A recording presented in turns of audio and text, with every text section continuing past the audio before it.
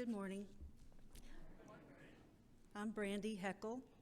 Somehow I wasn't quite fast enough with a legitimate excuse, so I'm your speaker for today.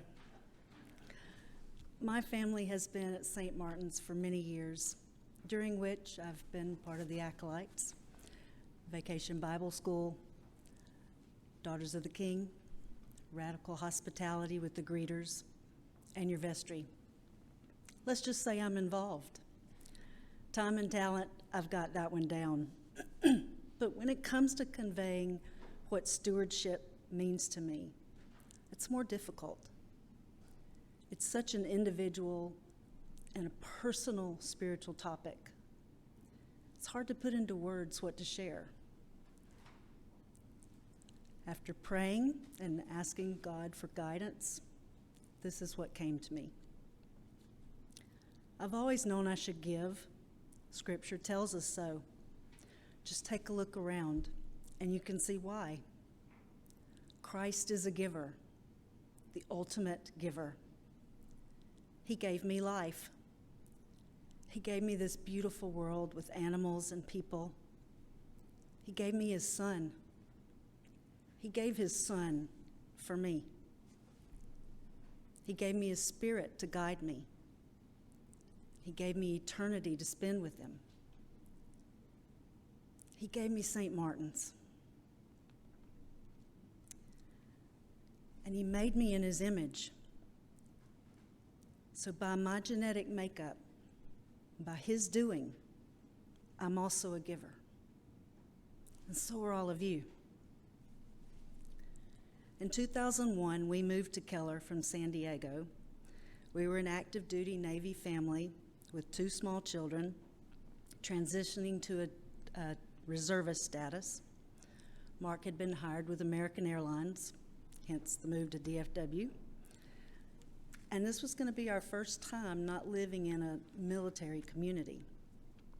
No one in our neighborhood was in the military. We never really even saw people out in their yards. Now, you have to understand, the U.S. military moves you quite frequently. And more than likely, as soon as you land, they're going to send your husband on deployment, leaving you to take care of everything, the move, unpacking, kids, all of it. And this didn't happen here. Normally, there's a group of wives that show up. They show up with a meal. They've got their kids to entertain your kids, and they all come with smiles and lots of energy to help you clean and unpack and get everything settled. You kind of have an immediate source of friends. I didn't have that, and it felt very foreign and lonely. So I reached out to my real estate agent, who was in South Lake, told me about St. Lawrence Episcopal Church. So one Sunday we go, and we're going up to the altar and kneel down for communion. And at the time, Jack was 18 months old, and he stuck those little chubby arms up and asked for his wafer. And the celebrant walked by and pushed his hands down, to which my stubborn little boy pushed his hands right back up. And the celebrant pushed him down again and then kept going. It's a little bit perplexing. And I realized that as we were walking to our car to leave, that not one person had said hello or spoken, or certainly not said welcome. Needless to say, we didn't go back. And the next week we found St. Martin's. And just as sure as we entered those red doors, there was a little Miss Flo Lowry that welcomed us with open arms. That was 20 years ago. God has shown me that when I open my hands, amazing things are possible. That when I look outwardly and not inwardly, I act on the needs of others. That's where change and miracles happen. That's where joy is created.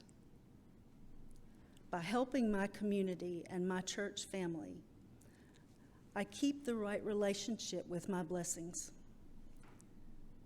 So never overlook the opportunities for stewardship, for generosity, for giving. Because by doing so, God allows us to share in his glory. God shows me each time that I give because he gave. He continues to give more. Thank you.